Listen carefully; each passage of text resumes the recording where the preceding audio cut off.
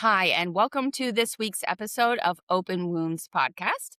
I have a guest with me today. Her name is Marissa Walstrom. She is a psychic medium, and she had shared on Instagram some reels that somehow came into my algorithm, and now I'm just really fascinated by her work. So, welcome to the podcast, Marissa. Thank you. Thank you for having me. I'm really excited to be here. Yeah, so the reel you shared was about how complex PTSD or trauma can basically heighten and increase psychic abilities. And I was like, okay, this lady's onto something. So can you talk to us about how you got into being a psychic medium and what led you here? Yeah. So I started because um well, actually I was having these really weird things happen to me when I was in what we call a hypnagogic state, which is that state where you're halfway between sleep and halfway between awake. You know, when you feel like you're asleep, but you can still hear everything going on around you and it doesn't really feel like you're actually sleeping. Um Yeah. And I would have these vivid memories where I would be living out scenes in people's lives. And I knew it wasn't my own, obviously. And there was a very specific one that kind of triggered it for me. And that was I looked down and I was wearing camouflage and I was holding a rifle and I was wearing combat boots and I was walking through the desert. And I said, now I know this isn't me. I know this is not my memory, right? Yeah. And I knew that Yeah. something was going on at that point. And around that time in my life, I had just started dating my spouse, and they got me very into tarot. And that kind of opened the world of the occult for me. And because I had started getting into that, it kind of opened my awareness to there's more out there. And maybe what I was seeing was um more psychic or more mediumistic in a sense, right? And I kind Mhm. of was intentionally then trying to make it happen. I would do meditations and would to try to get into that hypnagogic state on purpose and it would work. And then I kind of just let it go and it kind of went away. It would happen here and there, not on purpose. And then I had very close people to me pass away in a very short amount of time. I had 3 people. Um, Oh, and around the second one, I got very drawn to mediums, and I just couldn't stop watching mediums on TikTok. I just wanted to hear from them so bad, you know? And while that was happening, I, uh, kind of realized it stopped being about wanting to hear from them, and it felt more like church to me. Like, I was learning and I Right. couldn't stop soaking in the information, and it felt spiritual watching these mediums, you know, like it was feeding my soul. And, uh, so I found a medium that I really liked, and I took classes with her. And it was interesting because once I started taking classes and started intentionally working with spirit, those hypnagogic state experiences stopped happening. So I knew then it was not astral traveling because that would just keep happening. So it had to be I was Okay. jumping into like spirit memories, right? Spirit was showing me memories. Oh, Um, and I took a few classes, I took a few rounds of classes, and then I kind of stopped. I didn't really do anything with it. And then a third person passed, and this person was very, very close to me. She was like a sister to me. She's my cousin. And I was devastated. And that grief really ate me up a little bit. And mm, I went back to the mediums. I went back to TikTok and searched for okay. those mediums. And I remember I was laying in bed one day and I was just scrolling through the mediums on TikTok and I heard clear as day, what are you doing? You're on the wrong side of the phone. You have this ability. You should be on the other side of the phone Mm. doing this. And it was like scolding me, this voice. And I was like, well, shit, I better get up, you know?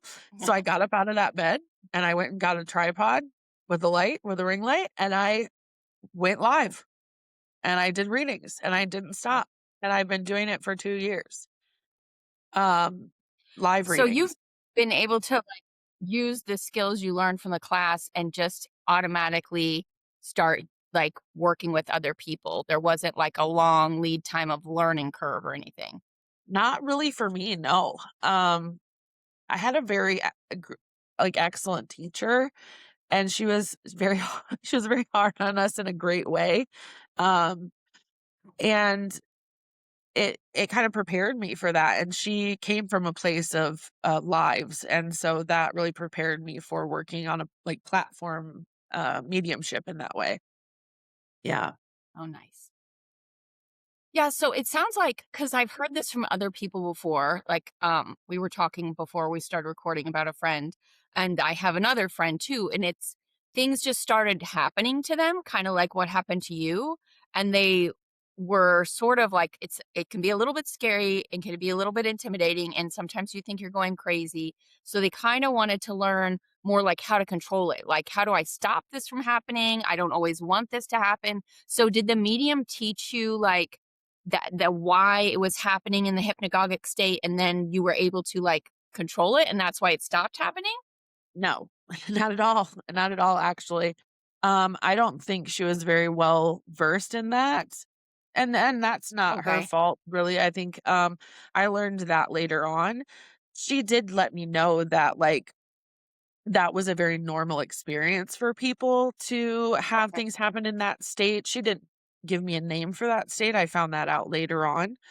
Um, but she did let me know it was normal, and she gave me the tools to put up boundaries so that, spirit would listen to when to come in, how to come in, where to come in, to the point where if I'm not sitting at this desk and know that it's time to work, spirit knows that it's time for me to work, they don't bother me. Unless they're very, very closely connected to me, like a friend's family member, very close friend's family member will every once in a while come in on a holiday or something just to have me give a message, you know? But other than that, I just don't Oh, get bothered because spirit knows I have very strict boundaries, and that's due to my teacher teaching me those things, you know? And me sticking to those boundaries when it comes to spirit. And that was that kind of foundation that she gave me there.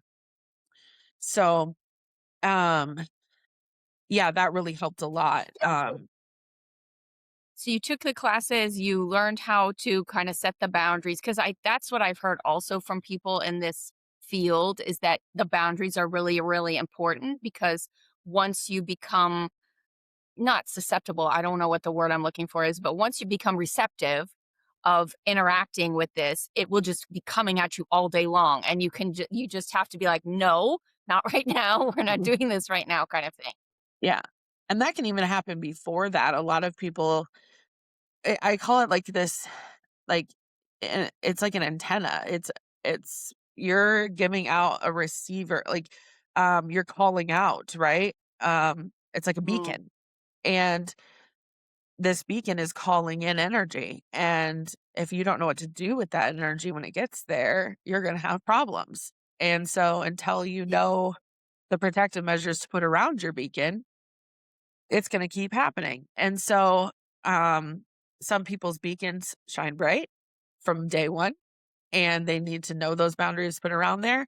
Others, it's not until they intentionally start working with spirit that that beacon gets bright, and then they have to learn the boundaries. So, it kind of all depends on when their abilities are kind of cracked open and really, um, put into use, really. Yeah, and that kinda ties into what you said on the video that I was just like, "Whoa, we need to talk about this," where you were talking about complex trauma, and those types of things changing your brain in a way that heightens these senses, so to Yeah. speak, and these abilities. And you also talked about MK Ultra and the CIA, which we can get into if you want to. But can you talk a little bit more about, like, what you found in regards to, because my podcast is mostly focused on complex PTSD and how, certain systems will cause trauma in us and family dynamics and things like that. And we're all trying to get through it and heal the best we can. But sometimes, like, and not to be like bragging about it, but I am very sensitive to emotional shifts in people and the Mhm. energy of a room. And if I come in and there's been an argument that I don't know about and I walk into the room, I know intuitively like something's off and these people are mad at each other, but I don't know why. So, can you talk a little bit about how the trauma is changing the brain and the way how we perceive and receive information? Yeah. So let me start at how I kind of got there. So I kind of Okay. realized that um, something was going on with the mediums, and a lot of mediums had been drawn to mediumship through grief.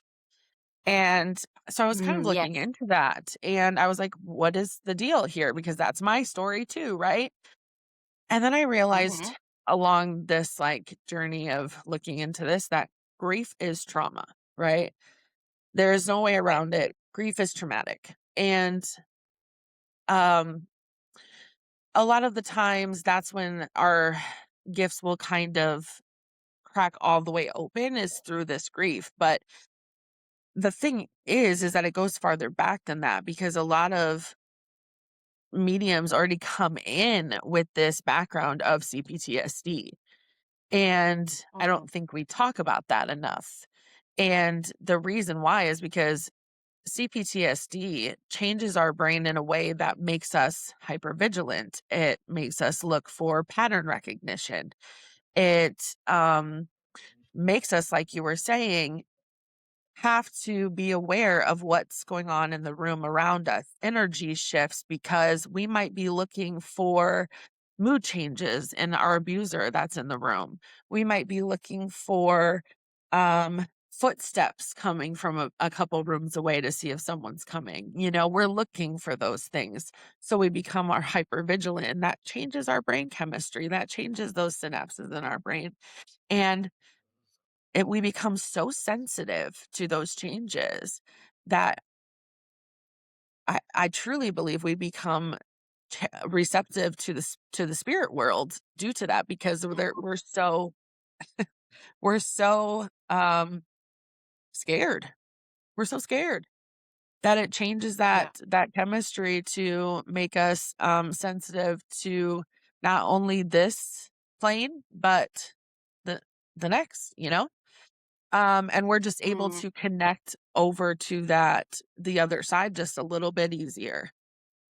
And there's a mechanism for that, which is disassociation. mm, So when we disassociate, we're able to shift consciousness, right? Because if you think about it, when yes. we disassociate, our consciousness goes from this plane to somewhere Mhm. else where we no longer have to think, feel, have any connection from brain to body, right? So our Yeah. consciousness goes from here, centered, to here. And so that it doesn't have to be in alignment with our body. And so when we Mm, disassociate, um, our consciousness is over here and able to connect to that spiritual plane much easier. So mm, when I connect to spirit, I purposely disassociate. I look over to the side and I pick a random spot on the wall and I purposely make myself disassociate. Now, someone without CPTSD is not going to be able to purposely disassociate because they haven't done that a million times on accident, right? Um, yes. Yeah. yeah.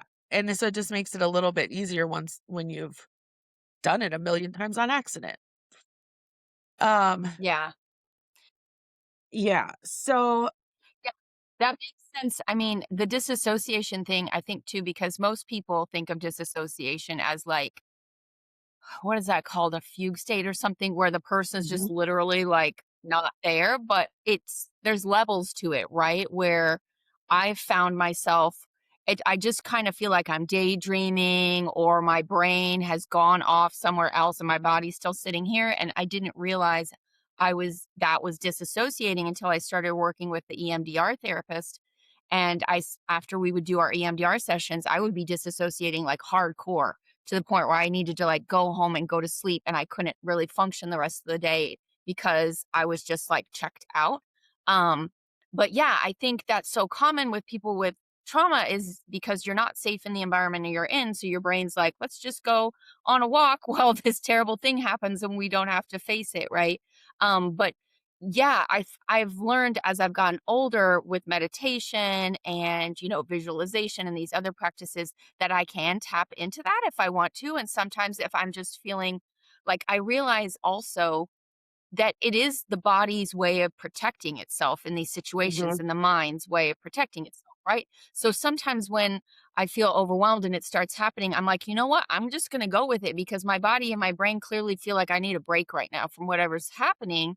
I'm Right. not going to try to fight it and make myself feel grounded and be in the present. I might just like go lay down in my room or listen to some music or go take a bath or something, right? So I think it does serve a purpose, but to know that you can use it as kind of like a gateway or like a not a portal, but basically like it's a tool in your tool belt to access. So when you're disassociating, like what are you doing in the cuz usually most people are just like floating around thinking about other things. So what are you doing in that state that you're able to like connect with the realm that you're trying to get to? I'm letting go of anything else in this plane. So when I'm looking over here, I'm allowing everything else to just kind of melt away, right? So like anything over here to just kind of go. Um so that I'm almost letting it become a blank slate so that spirit can use it as its own personal chalkboard, right? My brain as a chalkboard. And then that's when I start getting signs and symbols through my senses, through my clairs. So that would be clairsentience, clairvoyance, aliens, clairaudience, which is our clear senses, sight, smell, hearing, knowing. Um and that is how spirit gives us information. And then the medium uses it to those signs and symbols to interpret and then give to the sitter. And um, it makes it much easier when you're in a disassociative state. Now, very, very, very pro mediums can do it without the disassociation. I just find it easier to be able to do that. Either Yeah. I can do it either way, but it's much easier to just let let spirit come in with a blank slate than try to let your conscious mind conflict and Right. with Right. spirit at the same time, because then you have your logical Yeah. mind coming in and fighting spirit at the same time. So, Yeah. Yeah, so, besides the disassociation, what are the, like, the other things that you found have made you better at these skill sets through living through the traumas it's funny that you said grief because both of the people that I know that are really good at this just naturally have had tremendous amounts of grief in their life, and so I was like, "Okay, that makes sense." Like, there's a loss and there's a grief, you know what I mean? That is a huge trauma, and so, what are the other things that you found, like, living with complex PTSD and, trauma and things like that that have made you more receptive to this? Like, have you connected other dots? yes. So, things like it's going to sound so silly, but like people pleasing, and like being Fawning. a person who fawns. Yep. Being a person who fawns, because we're so,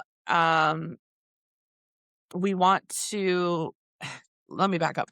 We're someone who is very receptive of how the other person is feeling and wanting to manage Mm, that.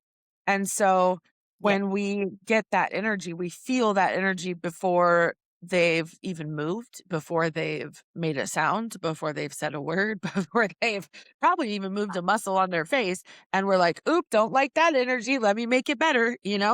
And so yeah. um that makes it so that I can feel the energy from my sitter. That makes it so I can feel the energy from spirit. Um, so that codependency, that fawning, that people pleasing has made me very receptive to energy specifically. Mm,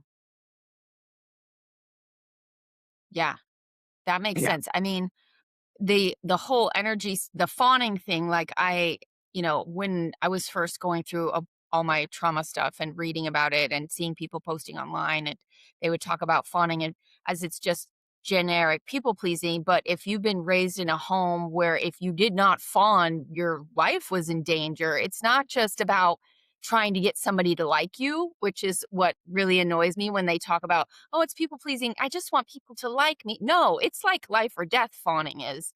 If you don't fawn, you can get verbally, physically, psychologically attacked. You can have horrible things happen to you, right? And so that's a really good point because I think so many people consider fawning like a negative, like, right, that they're just like, oh, I need to stop this behavior, stop people pleasing. But there is a positive side to it too, is that we can sense things before they happen or sense things before they're spoken or before they're obvious to other people. Yeah, I think that you're right. I think that fawning gets a really bad rap because people can understand and be very logical about fight, fight, and fight, flight, and freeze, right? But when it comes down to Mhm. fawning, they're like, well, why didn't you just do this? Exactly. Why didn't you just fight back? Why didn't you just run? Why didn't you just but the fact that why would you just cook them dinner? Why wouldn't you just kick them out of your house? They can't understand why you would be nice to your abuser. Well, because that's the only thing that was keeping me alive. I don't think you Yeah, understand. Being nice and making them exactly. happy was what was keeping me alive in that moment. And that's Yes, what was exactly. essential. And so being able to read those emotions and being able to decide my next move based on their energy kept me that was survival, friend. Yeah, yeah, exactly. Yeah. So I guess we can talk about the MK Ultra CIA stuff because I'm at a place Yeah. now where I'm like, I believe all the conspiracy theories because everything that people were talking about is now coming true, right? And so this whole thing that the CIA did with LSD, I guess is what it started, but it seems like it like fractaled off into different things. So you were talking about them observing that people who had a history of trauma were better suited and better skilled to access these why am I blanking out? The psychic abilities and the mediumship abilities. So can you talk more about that? Yeah. This is where it all kind of converged where I was like, "Oh, the grief. Okay, the trauma. Oh, wait a minute," was my Mhm. series Declassified Psychic was I was looking into the it's the CIA was doing a now declassified project called Stargate, where they took this guy and asked him to astral project, and were using him as a military op, basically. And Mm, he would astral travel into very classified places and report back what he would see. He would actually astral projected and saw a classified Russian submarine. He saw all these things that reported back, and he was quite accurate. And he had a large background of childhood trauma. He grew up in a household that had a lot of substance use, and a lot of mm, trauma. And he even correlates that with his ability to astral project and his psychic abilities. And that's where I kind of went, huh, maybe there is something to this, you know? Let me look into this a yeah, little bit, you know? And the more I looked into it, the more it just kind of kept linking together and kept linking together. And then you kind of get down this rabbit hole of how much the CIA really did these things. I mean, you look into like Gate, right? And the tag programs with kids. And if you look at most of the children that they um chose to study in these programs, a lot of them had trauma backgrounds and mm, CPTSD backgrounds, and they were being studied. And almost all of them in those programs will tell you. These were studies. There's no way around it. Yeah. And so it's It's very funny because I interesting. was looking and it reminds me of like Stranger Things and Marvel movies, and I'm like, wait a minute, were these people were these stories aren't made up. This is actual stuff that the government's done, and now it's made for our entertainment as a TV show. But so can you talk more, because I'm not familiar with the study that you're talking about. So can you explain a little bit more, like, you don't have to go super into detail, but what were they finding that these kids were able to do that With you? they shouldn't have been able to do or whatever? Well, astral project, a lot of it. Okay. They were able so they would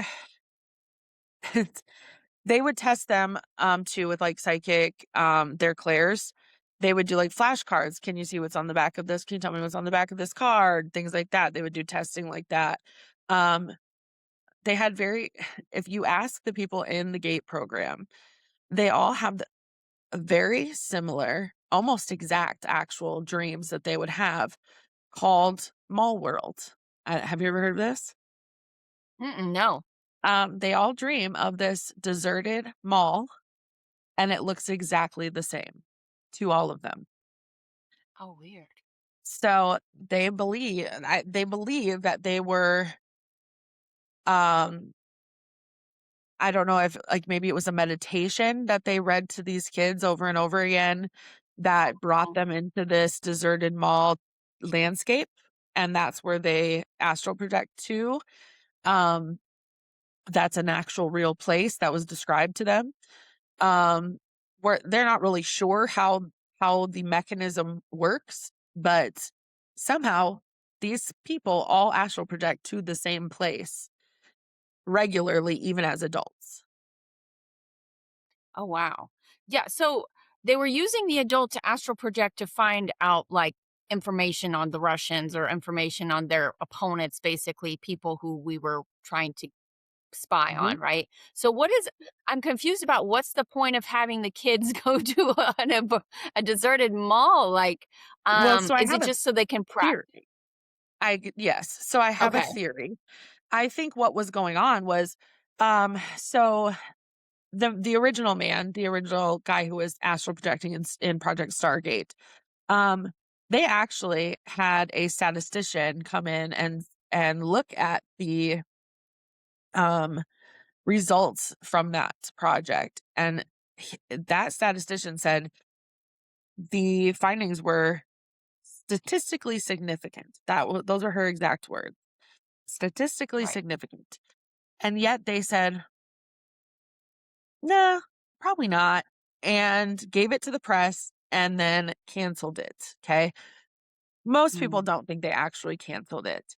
We I think know. it I'm got like, do they turned into cancel anything? I don't yeah. think they cancel anything. Well, so the whole point was they wanted to make a new breed of super soldier, right? Which was Mm, able to astral project and get information, fight from the consciousness and not from the body, right? That was the whole right. point of that. And so if they could start training these people as children, imagine how advanced they would be as soldiers when they were Mm. into adults. Yes, which sounds like what is her name? The Scarlet Witch backstory from Marvel. Like, as you're saying these things, I'm like, isn't that the story in the Marvel of the Scarlet Witch? And isn't that 11 in Stranger Things? Well, if Um, you make it into a movie, why we would make it's less believable to us.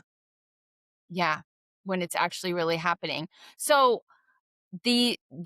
well, partially I can see why they're gonna be, like, not admitting that they're still doing it, because a lot of what they've done is unethical.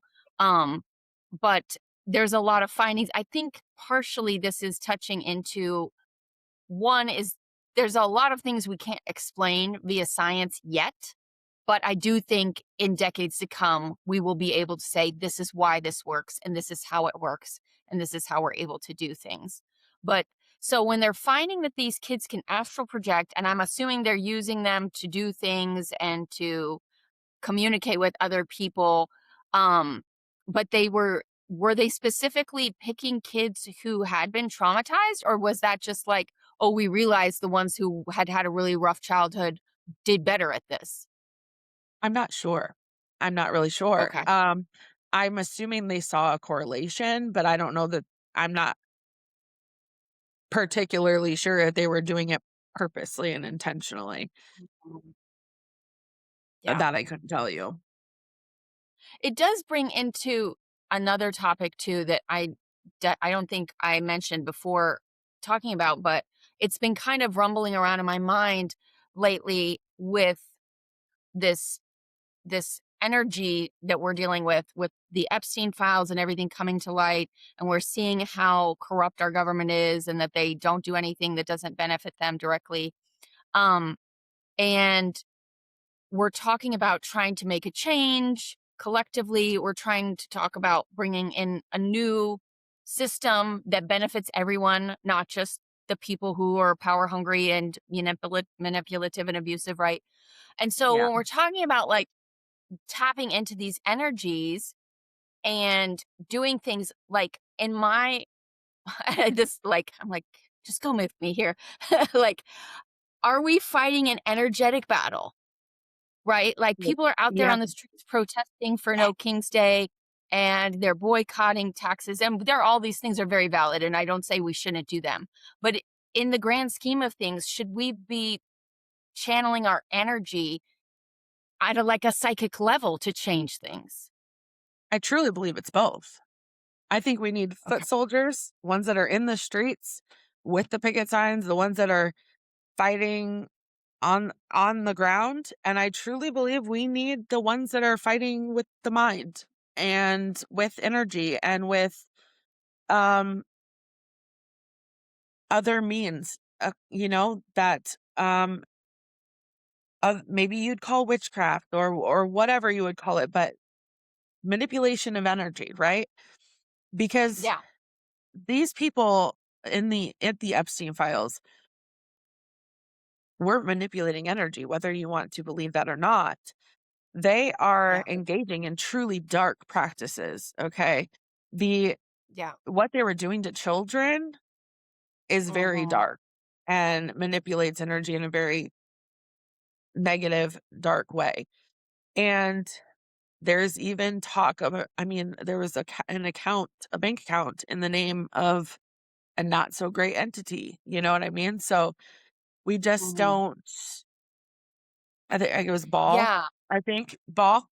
Mhm. Um, and so are they worshiping a dark entity? We don't know that factually. Yeah. However, we do know there's some evidence that points that direction. So if they're doing Yeah. that, we kind of need to fight back in that same way, right? Like, there's really no other way around that, in my opinion, anyway. Yeah, and I mean, it kinda ties back into what you're talking about, like, the severe abuse of children and the ritualistic things they were doing to them, whatever you wanna call it, Satanism or whatever people wanna call it a lot of different things, but at the core of it is it's abusive, right? And it's evil, and so then I'm like, well, are they doing this on purpose, number 1, to terrorize us as a society so that we won't rise up against them and that we won't take back the power, right? And number 2, are they doing it on purpose so that they can manipulate us in a way that like, okay, now we've wounded enough of the population to where they're operating from a place of scarcity and fear and, they're hyper vigilant. So that's kind of why I like to talk about this stuff because yeah, it can suck for us when we're trying to heal and live our daily lives, but we do have autonomy in trying to take the reins back, right? And taking our power back and saying, yes, these horrible, shitty things happened to me. If it was through the hands of my family members, or if it was through strangers, or if it was through a cult, or wherever it happened. But now I have been given a set of skills, and how can I use these to make my life and the lives of everybody around me better, right? Yeah. So, do you want to talk about like how you found your way forward in this and how you're using these skills that came from a not great place to make your life better and helping your clients who are working with you? Yeah. So, my whole my whole place is I want to I want my clients to come out of a session with me to feel like a small part of them has been healed in a little bit of a way, right? I want them to Mhm. feel like they've got a tiny bit of closure at the end. And I want them to feel like when they're done, it the space they were in was trauma informed, meaning they were cared Mm. for, there was space left for their emotions. Um, they were allowed to feel within the space. They were not rushed or anything like that, you know? And I just want them to feel like their medium not what didn't look at them as a paycheck or just a source of energy, but a human being who has feelings and real hurt and trauma and grief and needed care and love and healing. And I Yeah, want I the think people I that's teach interesting. to come from the same place, you know?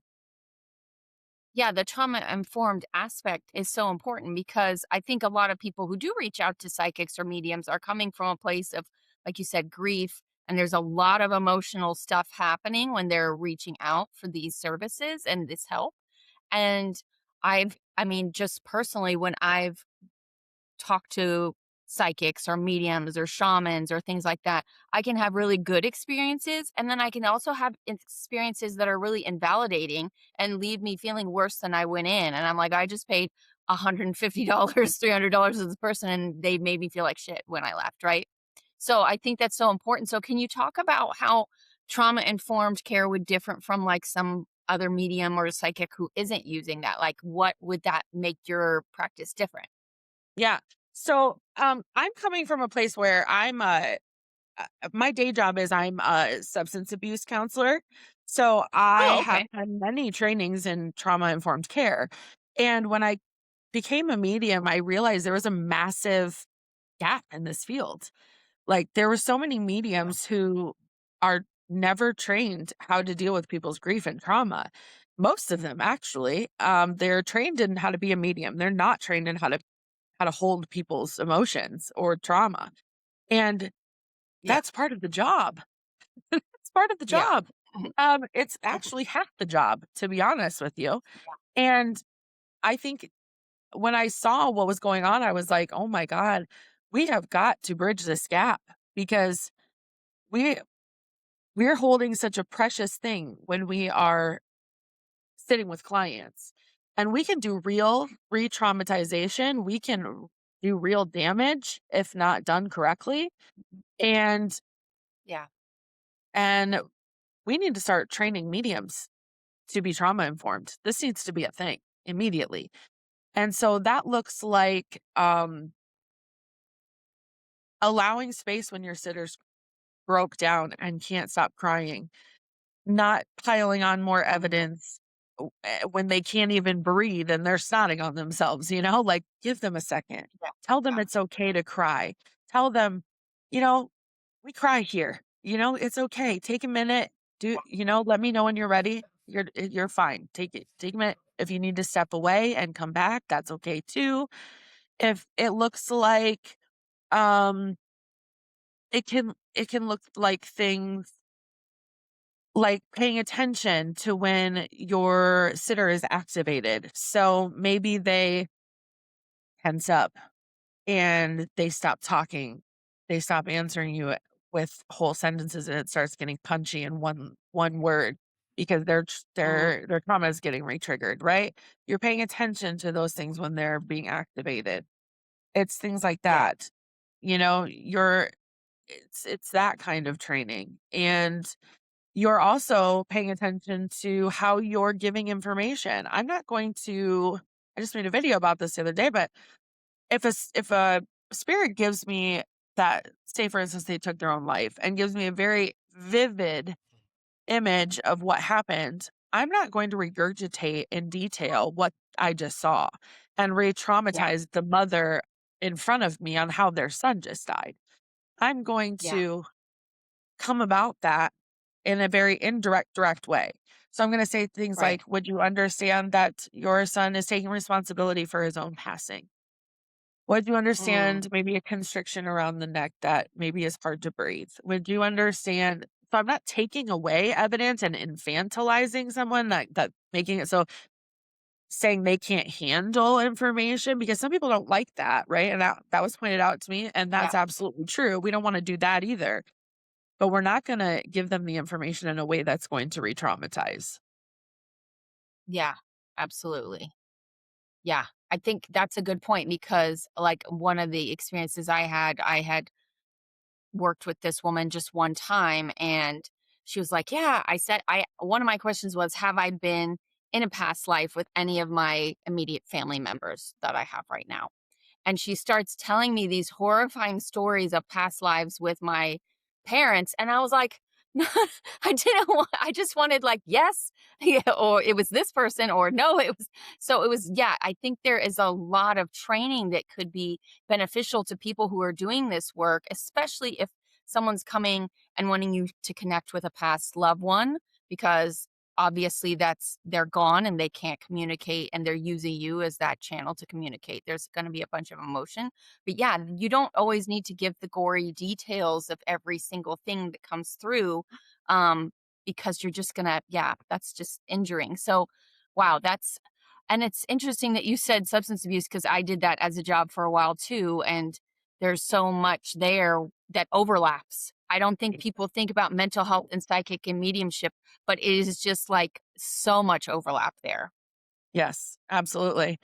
I'm actually a recovering addict myself. And so I have a very dynamic trauma background, homelessness and just trauma in general, childhood trauma. And um, that is part of my CPTSD story that um, backs up my hypervigilance and all those things. And it definitely overlaps, and it overlaps with your training um but also that lived experience is something that is I mean, you can't replace that. You know what I'm saying? Like that comes from a whole different place. Yeah, yeah. So, as we're starting to wrap up, can you share with people, like, what, like, now that you're in it and you're doing sessions with people and you have your business going, what are you hoping to be able to provide to your clients? And if they wanna work with you, how can they reach out to you and all that stuff? So I am currently working on a actual trauma informed workshop series with Oh, cool. a colleague of mine. Was one of my mentees that I taught, one of my very first. His name is Justin and it is called Sacred Scars. The very first one is April 25th. So we're doing that, and that one is trauma and mediumship. And then Did I you also take a sorry. regular mediumship class before that one? Or could, if you just have never done anything, could you jump right into that one? You could jump right in and learn that and do that one. Absolutely. Yeah, you wouldn't need it's like the background for the essentials, you absolutely would. You don't need to be able to connect or anything like that to do it. So, yeah. Cool. Yep. So you And then guys I are starting that in yes, April 25th, that one is the very first one is when we're doing that one. nice. And then you were gonna say you have other things too, yeah? Yeah, so I offer one-on-one mentorship. So that I have like 1 hour sessions where we can go over anything that you need. So if you want to start from scratch and do that, I can teach you from the very beginning and we can work our way up. Or if you have a block, it's basically tailored to whatever you need. And those Mm. have been going great. I've absolutely loved those. I've had a lot of fun doing those. And then I have something called the Extra Collective, which is a Patreon, and that is where I now teach mediumship. So that's where beginner, intermediate, on up goes. And I put in educational videos. We do intuitive exercises. mediumship exercises, there's shadow work in there, book recommendations, community, and we just have a lot of fun in there and we practice and we learn. And they get access to me instead all the time instead of just 1 hour or 2 hours once a week or a few weeks, you know? It's and they get to learn at their own pace, which is much easier. Yeah, that's nice. I think most of the people I know who have gone into like this field have kind of like fallen into it. Like you said, like they were already experiencing things and they were trying to make sense of it. So they ended up going down that route. But I know there's other people who are just curious about it and want to learn. And I know personally, I think it's a skill everyone can learn if they are interested in it and they wanna learn more. You know, we all have the ability to tap into these skills and senses if we really want to. Um, yeah, so I guess is there anything that you wanna talk about that we didn't get to talk about before we wrap up?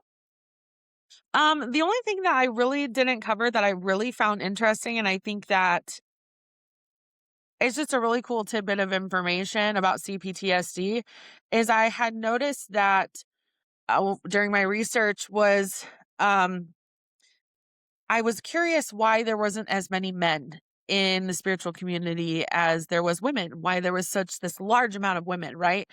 And so I started Yeah. digging and I come to find out that it's not that men aren't traumatized. They have a different kind of trauma than us. So Mhm. women are traumatized in a way where we're traumatized in our homes or we're traumatized by people we thought were safe and trusted and we Mhm. loved. And that's what makes us hyper vigilant. And that's what makes us have to be recognizing patterns and other people's emotions and things like that. And so that's what opens up that door for us. And the men are traumatized in a different way normally, not always. And that's not saying men don't become psychic. They do. Don't get me wrong. Um, and then I was like, man, that's really interesting. And then I was like, I wonder about like um marginalized communities, you know, like, and I started looking into that and the rates went up even further. While they may be Oh, smaller communities, their rate of occurrence within the spiritual community was much higher. So if you look wow. at like queer Black women, right? Their rate of occurrence in the spiritual community is huge, but there's not that many Mhm. because they're very small number Percentage within of the population. society in Yeah. general. It's a very small population. So, but their rate of occurrence is huge in the spiritual community. So Mm. it's the trauma and it's the type of trauma. They have religious trauma, racial trauma, oppressive Yeah. trauma. You know what I mean? And then they have the CPTSD in a way that's like the safety trauma and sexual trauma and all they have Mhm. all these intersectional traumas that are just Yeah. happening on top of each other that are causing these psychic abilities to open up. And I just thought that was Mm. so interesting. Yeah, that makes sense. I think too, when we're talking about men and how men respond to trauma, we as a society and the patriarchy and everything, if guys were to talk about seeing things or hearing things, they're going to get made fun of, they're going to get mocked, they're going to get shamed a lot easier than a woman. Yes. They'll be like, "Oh, she's just woo woo or she's just a little bananas." It's much more socially acceptable for women to be in touch with spirituality, with, like Yes. angels and guides and things like that than it is for men. Even though we've seen several, I forget what his name is. It's Jamie, I think, and he has a whole TV show where he talks. John Edward. And there's another guy I just recently saw. He's like a stand-up comedian psychic, and he Oh, does like full readings.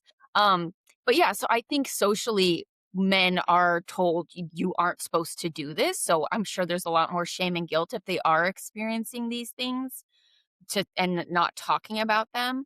And then like you said, when we're talking about other communities like the Black community or Latinos or immigrants or things like that, where they've had more traumas on top of traumas, there's, like you said, there's just it's compounding them, so to speak. So Mhm. that would make complete sense that they would have more of these experiences than someone else would. And I also think that kind of ties into like my when I'm thinking about like the collapse of capitalism and the society that we're seeing happen is like, who do we want to lead us? That's who I want to lead me. Heck This yeah. spiritual black woman who's Yeah. lesbian and has like Give me a black abilities. Like, gay let's put woman. her in I'm telling you. office. Yeah, exactly. Yeah, 'Cause like that's I who's feel gonna like lead good. that's Yep. yeah, those are the people we should be looking to right now for political guidance, for community guidance. These are the people we should really be like listening to their voice and their input and how we create Absolutely. the future, because this is what it's going to be. It's going to be the matriarchy, it's going to be women led, and it's going to be a society that creates more safety. Now granted, we create more safety for children and we create a society where everybody's treated equal, maybe our psychic abilities will go down, but that's okay. We you know what I mean? Like you Yeah. win some, you lose, so to speak. I But don't know that um necessarily. I feel that we'll be more in touch as a community as a whole, I feel. But yeah. That's true. If we're not repressing and we're not demonizing and we're not making these things like I grew up where witchcraft, tarot, psychics, all this stuff was evil, demonic, bad. You didn't do any of it. And then as I come later in life to learning about these things out of curiosity and out of experiences I'm having, you know, I'm feeling like everything they said was bad is good and everything that they said was good is bad. And so it's kind yeah. of like, yeah, make can create a society where these things are more natural and they're not shamed and they're Mhm. not, demon what's the word I'm looking for? Demonized. I Vilified. think yeah, I think Yeah, that demonized. There you go. there'll be a lack of repression and oppression around, like, spirituality in general, and so I don't think that we'll see that as much. So if you look at communities where, like, spirituality is very open in that way, most of the community is in touch, in some Mm, sort of way to yeah, spiritual source, you know? Yeah. We yeah, shall see. that's true. Yeah, we'll see. Well, thank you so much, Marissa. I'm gonna link in the show notes your website and your Instagram, and that way if anybody wants to take your courses or join your Patreon, is there anything else you wanna share with us before we go? I don't think so. I think we covered it. Okay. Well, thank you so much for coming on. I appreciate it. I know you're very busy lady, and I am grateful for you taking your time to talk with us about this. And it's very fascinating. And yeah, I will try to find the link to the programs like the that you were talking about that the CIA did, and Yeah. that way people can research that too if they want to learn more about Okay. that. Yeah. Thank you so All much right. for Well, having thank me. you so much. Yeah. Thank everybody for listening and watching, and we'll see you again next time.